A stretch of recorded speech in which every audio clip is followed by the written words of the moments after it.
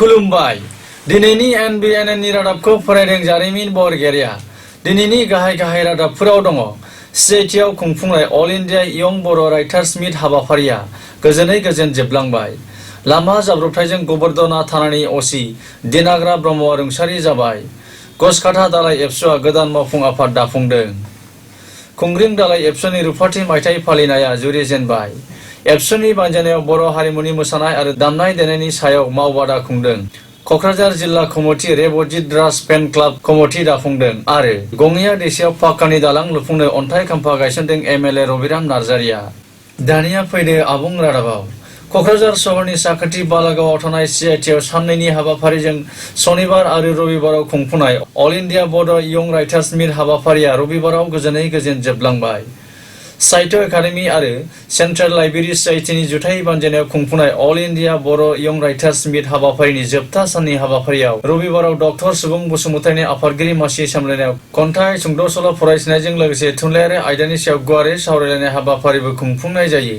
बे हाबाफारियावनो रायजो सभानि बारग' MP इउजि ब्रह्मजों लोगोसे गोबां थुनलाइ मोजां मोनग्रा लिरगिरि आरो खन्थाइगिरिफ्रा बाहागो लायो आरो सेन्ट्रेल लाइब्रेरी CIT जों जयै बानजायनाय All India Bodo Young Writers मिटआव नुजाफैनो हानाय दिनैनि नैबे सेकेन्ड सेसन माखासे सुंद' सल' फरायगिरि बिथांमोन आरो खन्थाइ आवरायगिरि मानजाथाव खन्थाइगिरि बिथांमोन सानजौफुनि गाहाम हामलायनानै बयनिसिमबो सिबिनाय आरो मान बावनानै साफा बुङालासिनो आंनि सल'आबो एसे गोलाव नालाय आङो सल'खौ जागायनो सानबाय आखायाव गांसे सिनि जलंगा लानानै वेटिं रुमाव जिरायनानै थानाय 40 बोसोरसो बैसोनि सासे पेसेन्टआ डक्टर BK मेसनि चेम्बाराव हाबफैयो डक्टर मेसआ बिथांनि देहाखौ नायो आरो एसे सन्देहजों सोङो बाहागो सानो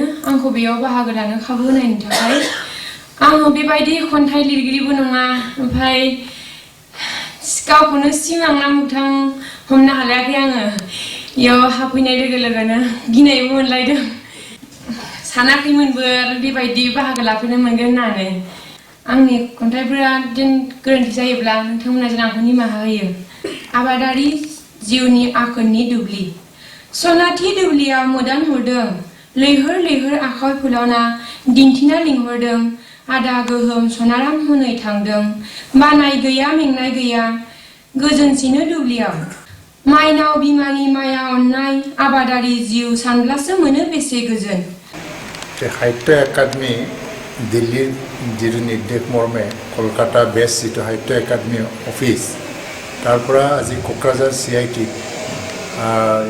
माने बर' यं राइटार्सबिलाকৰ এটা মিট ইয়াত আয়োজন কৰিছে তেওঁলোকক মই ধন্যবাদ দিছোঁ प्रधान उद्देश्य যিসকল মানে যুৱ লিখক यंग राइटार्स তেওঁলোকক মানে উৎসাহ উদ্দীপনা যোগোৱা এটা ক্ৰিয়েটিভ ৱৰ্ল্ড ক্ৰিয়েটিভ এক্টিভিটিছটো মানে আগবঢ়াই অনাৰ এটা মূল উদ্দেশ্য হয় ইয়াত বহুত ঠাইৰ পৰা বড় কবি ইয়াত সমবেত হৈছে আৰু গল্পকাৰো আছে তো যোৱাকালিৰ পৰা যিটো প্ৰগ্ৰাম দেখিবলৈ পাইছোঁ बहुत उच्चमाনৰ মানে কবিতা মই দেখিবলৈ পাইছোঁ শুনিবলৈ পাইছোঁ এইটো ভাল কথা কাৰণ এটা সমাজ সৃষ্টিৰ মাজেদি জীয়াই থাকে বিনা সৃষ্টি নহ'লে এটা সমাজ জীয়াই থাকিব নোৱাৰে আৰু যিটো ভাষা বড়ো ভাষা এই বড়ো ভাষাৰ যিটো সাহিত্য ই ভাৰতীয় সাহিত্যত যথেষ্ট অৱদান আগবঢ়াবলৈ সক্ষম হৈছে बाक्सा जिल्लानि गोबोरदना पुलिस थानानि असि देनाग्रा ब्रह्मआ रबिबाराव गिख्रंथावै लामा जाब्रबथायजों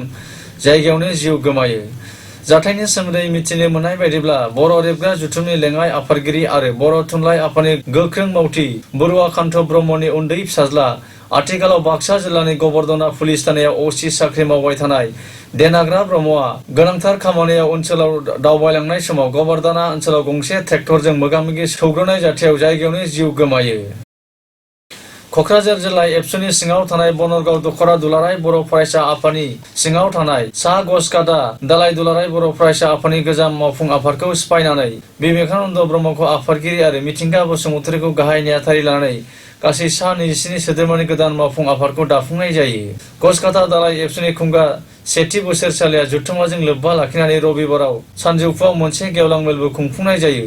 गेवलां मेलाव गाहाय आलासि महरै बाहागो लायो बड'फा मिशन सास्टेनेबल चेन्ज नि क'अर्डिनेटर फनिन बर'आ। बे हाबाफारियावनो मेल बेखेवगिरि महरै बाहागो लायो क'क्राझार जिल्ला कमिटि दुलाराय बर' फरायसा आफादनि आफादगिरि जनक उजिरा।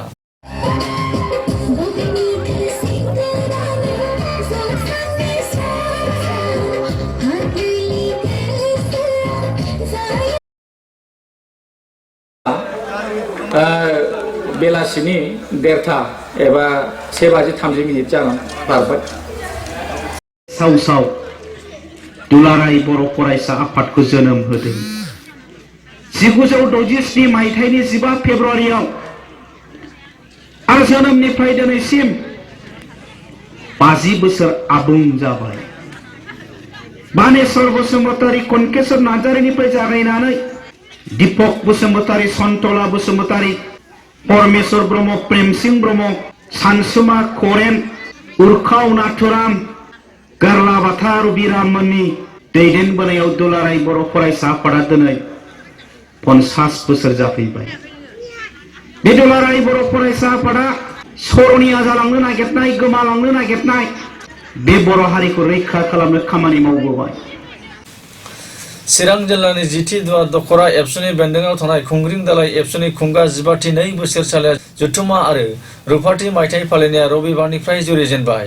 23 आरो 24 अक्ट'आव साननैनि मेहेरगोनां हाबाफारिजों रुफाथि मायथाइ फालिथायखौ रबिबाराव बेखेवनानै होयो मिरु एबसुनि नेहाथारि आइजो दैदेनगिरि रंगिना बरगयारिया। खिन्थु जोंनि मावनाय दांनाय, साननाय हनाय, बुंनाय गासैबो जोङो मानसि बायदि जानांगोन। जोनोम जायोब्ला मानसि महर मोनखायो, बेजों मानसि नङा। जोङो जोनोम जानानै गाज्रि खामानि मावनानै जुनारफोर बायदि खामानि जाहाथे मावनानै मानसि बायदि थांनानै थाया। बेखायनो बिथाङा बुंदों सैमा अमा बायदि जानो नाङा। आरो बिथाङा मानसि महरैल' जों जानाय नङा, जोङो बेहाय हारि बायदि जोङो थांना थानांगोन होननानै बिथाङा बुंदों। मानो होननानै बुंदोंब्ला जों मानसि महरै थांना थानांगौब्ला जों दिनै गाव गावनि हारिखौ दिन्थियाबाबो जायो। एबसु गैयाबाबो जागौमोन, बर' साहित्य सभा गैयाबाबो जागौमोन, बा गुबुन आफाद गैयाबाबो जुदि जोङो थांनानै थानो हागौमोन, जुदि जोङो मानसि महरै थांनानै थानाय जायोमोनब्ला। जों दिनै गामि नाङामोन, दिनै न'खर नाङामोन, बेबायदि नाङा जानो हागौमोन। मानो नाङामोन? मानोना मानसि महरै थांना थानांगौब्ला गाव सोलोंथाइ मोननांगौ, साख्रि मोननांगौ, रां खामायनांगौ, गाव जानांगौ। साफा सेल्फिस, गावखौल' सानग्रा मानसि बियो जानानै थांना थागौमोन। काजोलगाव दखरा दुलाराय बर' फरायसा आफादनि बानजायनायाव सनिबारनिफ्राय दामनाय देनाय आरो मोसानाय मावबादाखौ बेखेवफिनबाय। काजोलगाव दखरा एबसुआ थांनाय माखासे दानफोराव हारिमुआरि दामनाय देनाय मोसानाय फोरोंथाय मावबादा खुंफुंबोदोंमोनब्लाबो माखासे समाव बन्द लाखिनायखौ फिन सनिबारनिफ्राय बेखेवफिनबाय।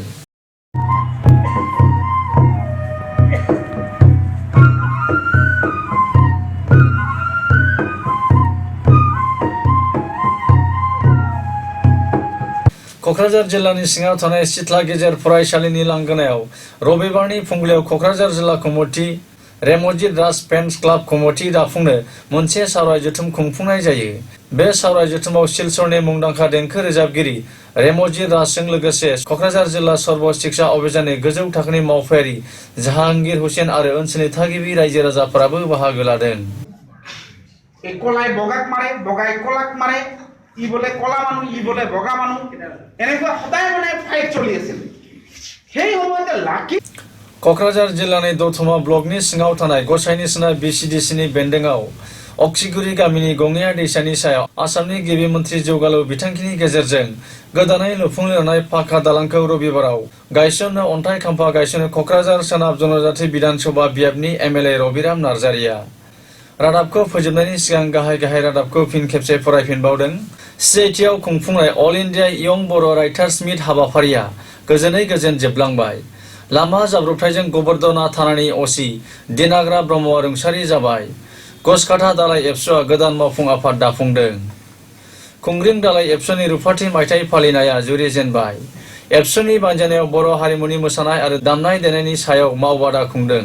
क'क्राझार जिल्ला कमिटि रेमजित राज फेन क्लाब कमिटि दाफुंदों आरो गङिया दैसायाव पाक्कानि दालां लुफुंनो अन्थाइ खाम्फा गायसनदों एमएलए रबिराम नार्जारिया।